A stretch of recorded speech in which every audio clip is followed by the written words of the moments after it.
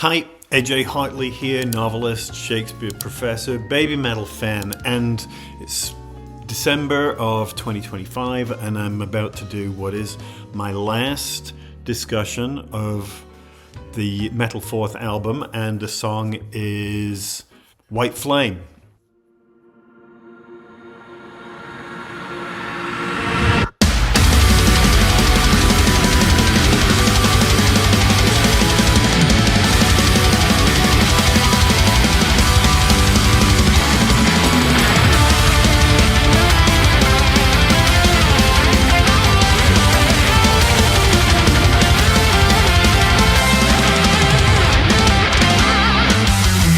So lots to say. Recently, when I've been making these videos, I've had to say there is no video for it because the band hasn't released either a studio video or a live video to go with the song.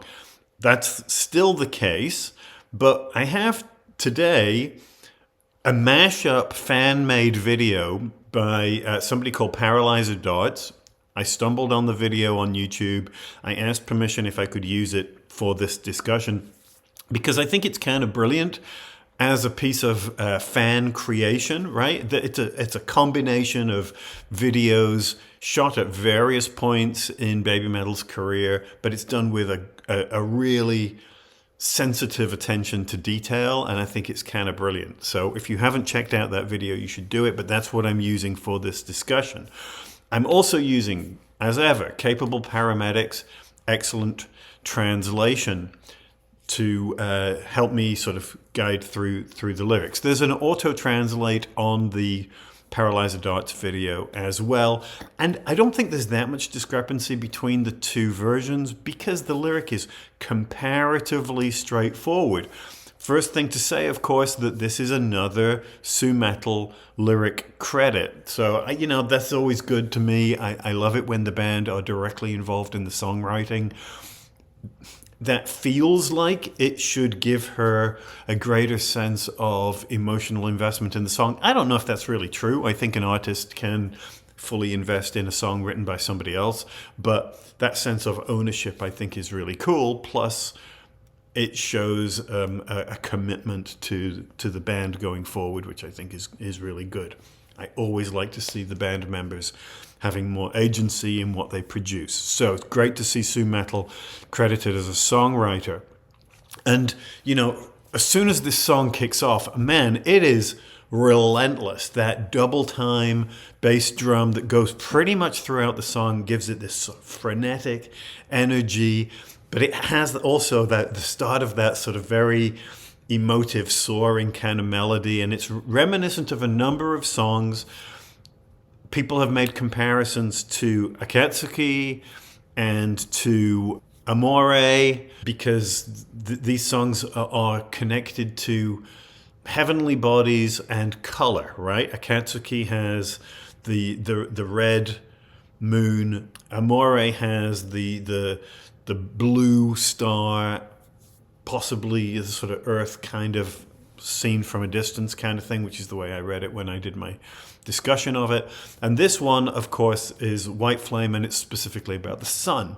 So those three songs go together. I think you also hear songs from the tail end of Metal Galaxy, particularly Arcadia, but part of that Trilogy of Lights sequence as well. But yeah, I love the energy of it. We get that slightly prog rocky instrumental virtuosity, which they do so well.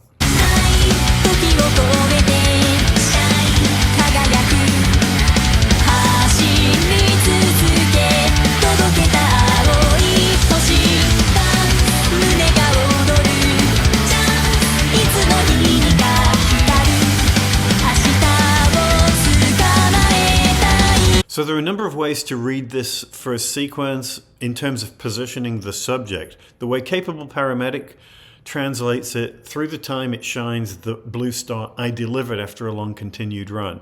So I'm doing the delivery. There is no personal pronoun, but that's the way he's reading it. Google Auto-Translate suggests that it's time that's doing the delivering. I would say, for me, the fact that we have transcending time, shining brightly, continuing to run, that to me is the star. that's doing the shining. So maybe it's the star that is delivering brightness in spite of time, right? Transcending time. The light of the sun transcends time. So yeah, I'm reading it, I guess, as the blue star is shining through time, delivering what? Delivering light, delivering life, delivering everything in a sort of continual state of existence. And then the second part, I dance excitedly, hoping for the chance someday to grasp a shining tomorrow. So there's a statement of being and a statement of optimism, a statement of looking forward to the future.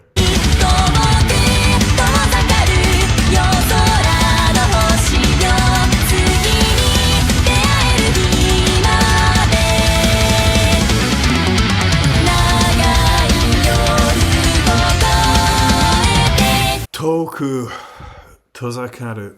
I see the stars of the night sky becoming more distant. I'm longing for the day of our next encounter after the long night is over. The light of the stars is fading away. I'm looking forward to something. Hold on a second on that. We have to get through the night first. So this is a very Baby Metal kind of preoccupation, right? That sense of surviving the night in appreciation of the dawn. And of course, the dawn here is figured in the sun itself as the stars of the night give way to the star of the day being the sun. Now, what are we looking forward to encountering? Is it the sun? Are we looking forward to the sunrise? Or is it looking forward to another kind of meeting, possibly with somebody else? Not clear. We're looking forward to some sort of meeting. Is it the meeting simply of being back in the sunlight after the darkness? I think that's a plausible reading. Conversely, we're using the transition of night today into something more metaphorical about looking forward to a meeting with somebody who you are not with anymore. You know, I don't want to spend a lot of time on this, but certainly with those songs at the end of Metal Galaxy, there's a lot of feeling of being without somebody, thinking about death and rebirth, the possibility of some kind of, whether it's a heavenly reunion or a reincarnation or something, I don't know. So that's a possibility in this song as well. Somebody is not here anymore and we're looking forward to somehow being reunited with them. But it's not simply an ordinary meeting. It has a kind of cosmic sense. That's one possibility. Though I think I'm leaning towards the idea that what we're meeting is the sun, right? That we're simply looking through the darkness of the night and looking forward to the appearance of the sun. And that's what's queued up by the next part of the chorus.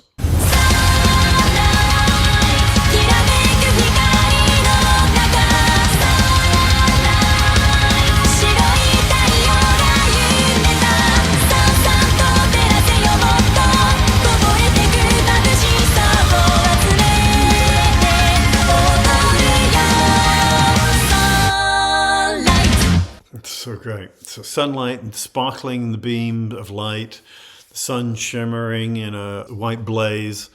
Shine on me more brilliantly. I'll gather the glare that spills down, then I'll dance within its glow. Sunlight. So I think it's nicely expressed by Capable Paramedic. This sense of embracing the lightness, being energized by it, making us dance. I think there's a little of Brand New Day in here as well. That sense of the optimism of a new day, right? Of a dawn and getting through whatever the literal or metaphorical darkness was and facing the time to come, the daylight to come. And we get a little of that prog rocky, stop-start, temporal, keep you on your toes, musical shift.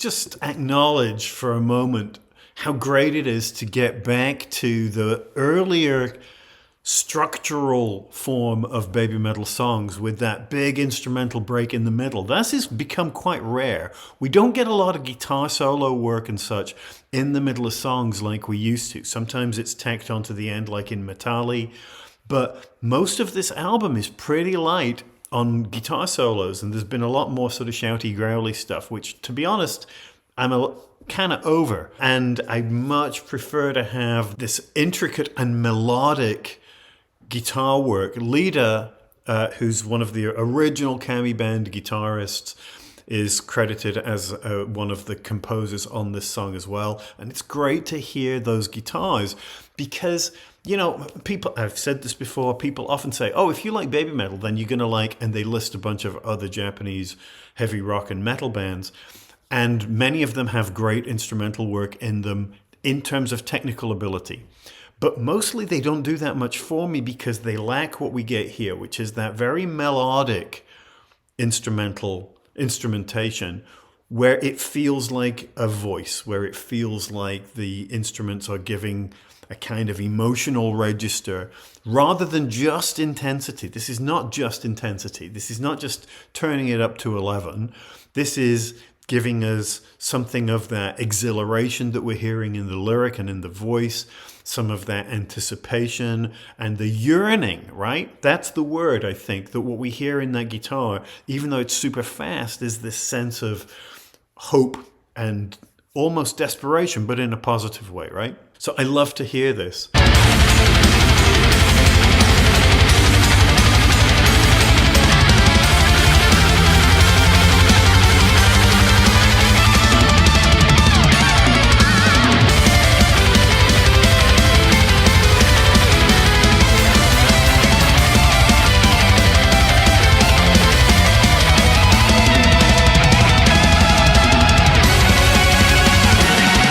When I first saw Paralyzer Dart's video, I was a little surprised to see that he was using some of this very old footage, but I think it makes a kind of sense, partly because in a way the song is a bit of a throwback in terms of that instrumentation that I've just been talking about, but it's also a throwback in the sense that it's such a baby metal theme, this transcending darkness, moving into the light, looking forward, moving beyond the bad stuff. So there's a sense in which this is a kind of a baby metal anthem. I don't think it's an accident that it's the last song on this album.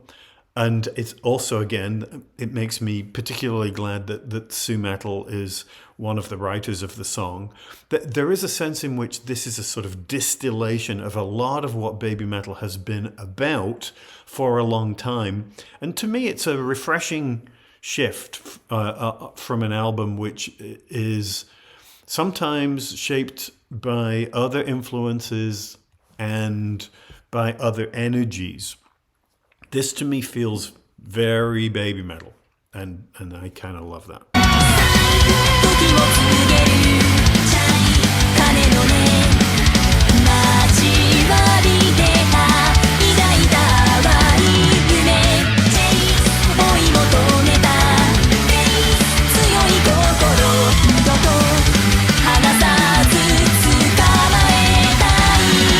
As a sign of the time to come, the chime is heard to ring. It's the time I longed for with a faint dream in my heart.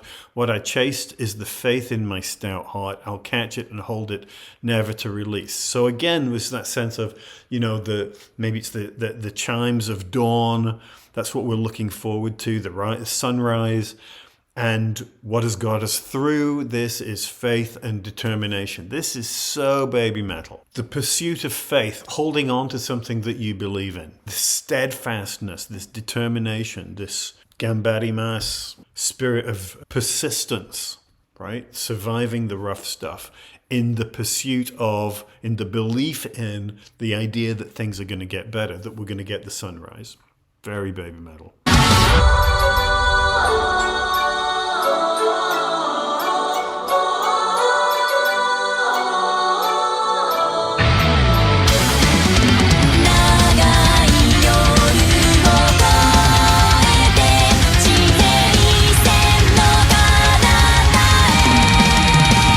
Cool little instrumental breakdown there. Naga yoru o koete chihei san no kanata. After the long night is over, far beyond the horizon, and then we cue up the chorus and the rise of the sun. And this is what I mean about the structure, right? That we have that frantic guitar and drum pattern all the way through, and then suddenly it just cuts out. We get the build of the instrumental stuff, and then we get this moment of calm and reflectiveness. And then just briefly, right? It doesn't overplay it. Just takes the energy down and then builds it up steadily to this sort of dramatic climax, the big crescendo moving towards the end. Most other bands are not doing this, right? They can play their instruments and they've got a lot of attitude and a lot of power, but they don't have this sense of narrative structure. I love this.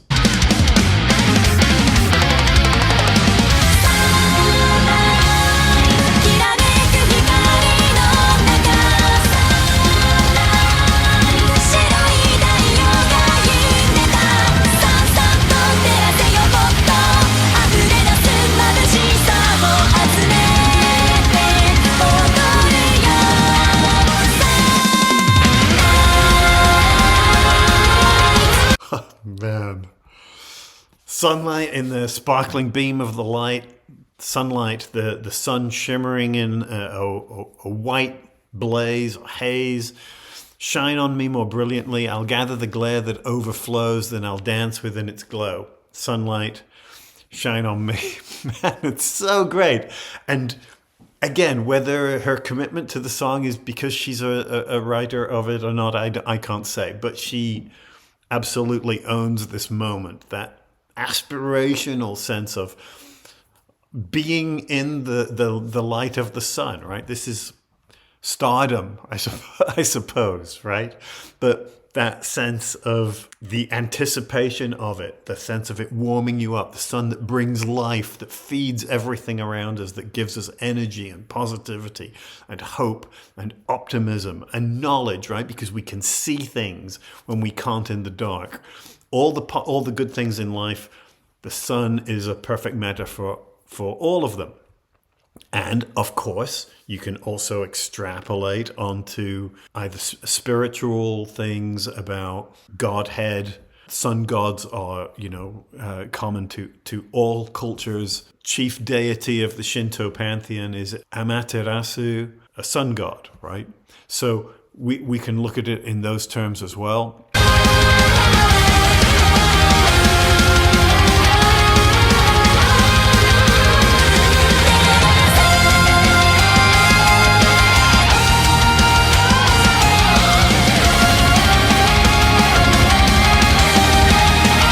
I love the sense of drama that the song contains in that terase, the shine on me.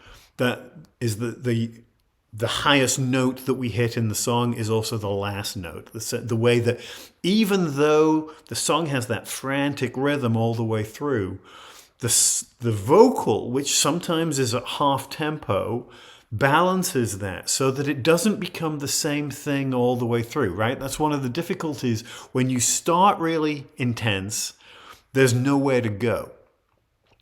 But that's on the assumption that all you have is instruments. What we have here is Su-metal's voice and presence. And so even though the drum is super fast and the instruments are super intense, the vocal paces itself. Some of this time it's almost half speed, and some of the time it picks that pace up, and then it rises in pitch, and we hit that sort of key note at the end to the final message of shine on me. So great.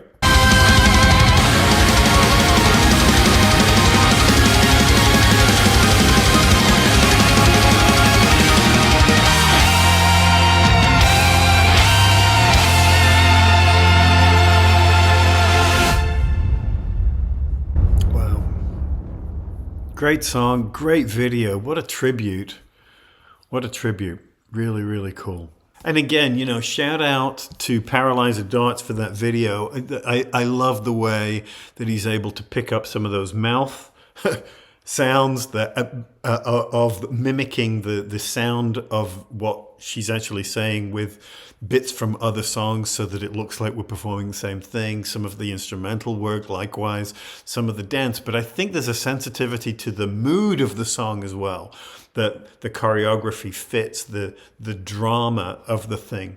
And yeah, I think it's great. I don't have a tremendous amount to say about the song ultimately because I do think it's fairly straightforward, except to say that I think that it's a classic Baby Metal song. It's the kind of song that I'm glad to hear them go back to and to finish this album strongly with. And, you know, it feels like a homecoming in a way, you know. So I'm really excited about it. And it's a good point to finish. As I said, this is the final song that for me to talk about on this album. It means that I have now spoken about, I think I've spoken about every song on every Baby Metal album at length. And we're coming to the end of this year, 2025. This is the 5th year that this channel has been in existence. And I don't know what comes next. I was reflecting the other day on, I was listening to the 100th episode of the Baby Metal podcast, and they are hanging it up. They're calling it a day.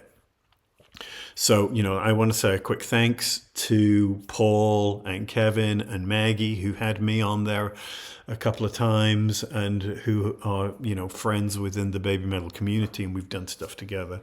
And they've provided a real service to that community for many years. But, you know, I understand that impulse to say, okay, I think maybe this chapter has closed and we've said all the things that we want to say. And in a weird kind of way, as they said in their discussion, it feels like there's less to say when the band is more active, particularly when the band are getting a lot of other kinds of attention in more mainstream culture. You know, a few years ago when I was first making these videos, if a new song came out and I posted fairly quickly in response to it, mine would be one of the only videos out there. There'd be a couple of other reactor, more classic reactor type videos, but mine would be the only one that sort of was discussing the song in detail. Diodec does those sort of instrumental breakdowns where he sort of strips the sound down to look at its component parts, which I think are really good. It's not what I do, but I think they're really good and really interesting and useful. A lot of but now, you know, a song comes out and suddenly the internet is full of reactors. And I wonder if this is also partly because they have relaxed some of the copyright restrictions. So people are playing the song and saying, yeah, that's great, which I know people really like. And I realize that it's sort of fun and exciting to see your musical taste validated by other people who are supposedly discovering it for the first time. But I don't particularly find them all that interesting or helpful in terms of understanding the song, which is what I'm most concerned about. I can enjoy the song without recording myself enjoying it. Anyway, what am I saying? I'm saying that we've reached the end of the album. We've reached the end of the year. I don't know what comes next year. I don't know if I will continue to make Baby Metal videos. We shall see. We'll see what new material comes out and whether there are things to talk about or whether at this point my work is done. Anyway, so I'm going to leave it at that for now. As I say, it's the end of the year. So from me, happy holidays, Merry Christmas, Happy New Year, Happy Hanukkah, happy whatever you celebrate. And we'll see what comes next. This channel's not going away, but we may scale back certain things in response to audience interest or lack thereof. All right, that's it. As ever, please like, comment, subscribe, check out my books. This is, if you are looking for holiday gifts, either for yourself or for other people, what could be better than the Hideki Smith series? Books 1 and 2 are available in English, Hideki Smith Demon Queller, Hideki Smith and the Omukade. Book 1 is also available in Japanese and in a bilingual translation. That's retitled Hideki Smith to Nihon no Yokai. And check out my Patreon page. My patrons get to see these videos before everybody else, and their support keeps this channel going. Check out my little Dashery store where I have mugs and shirts and stuff. And I will talk to you soon, probably not until the new year, but have a good one. Cheers, bye.